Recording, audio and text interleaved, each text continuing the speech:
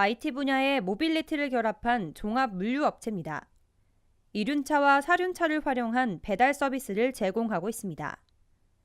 지난 2013년 설립 이후 매년 높은 성장세를 이어오며 지난해에는 731억 원의 매출액을 기록했습니다.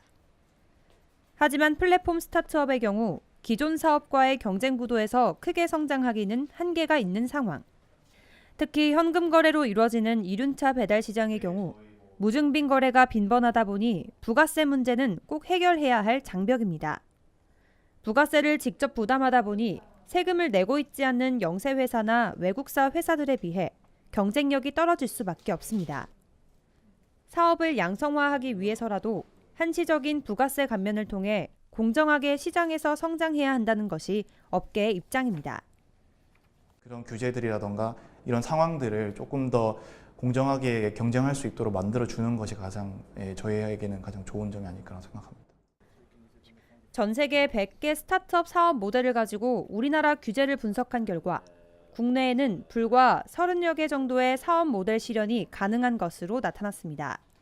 복잡하고 까다로운 행정 절차는 물론 새로운 서비스와 제품이 있어도 과거 기준에 맞는 법과 규제 때문에 쉽게 성장하기는 힘듭니다. 특히 모빌리티나 O2O 산업, 그리고 핀테크 산업은 대표적으로 불합리한 규제가 많은 분야입니다.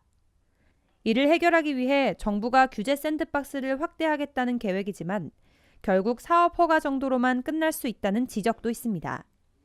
규제 샌드박스 기간이 종료된 후에도 법이나 규제가 해소되지 않으면 한계가 있을 수밖에 없다는 겁니다.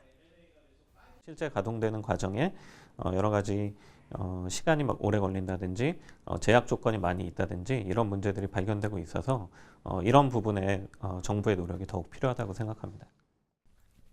미래의 먹거리를 책임질 스타트업들이 규제에 묶여 신음하고 있는 가운데 혁신에 발맞춰갈 정부의 정책 마련이 필요해 보입니다. 채널I 산업뉴스 황다인입니다.